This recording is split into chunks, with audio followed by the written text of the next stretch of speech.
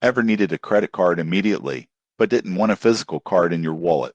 Most people don't know this, but the surprising truth is that instant virtual credit cards can give you access to funds immediately, perfect for online shopping, subscriptions, or trial services. Let's break it down. Virtual credit cards are digital numbers linked to a real credit account. They allow you to make purchases without exposing your actual card information, which adds security while giving you instant access. The best virtual cards are issued by major banks and fintech platforms like Capital One, Citi, and Privacy.com. For example, Capital One offers an instant virtual card number that can be used online immediately after approval. Privacy.com allows you to create virtual cards for specific subscriptions or spending limits, adding extra control over your finances.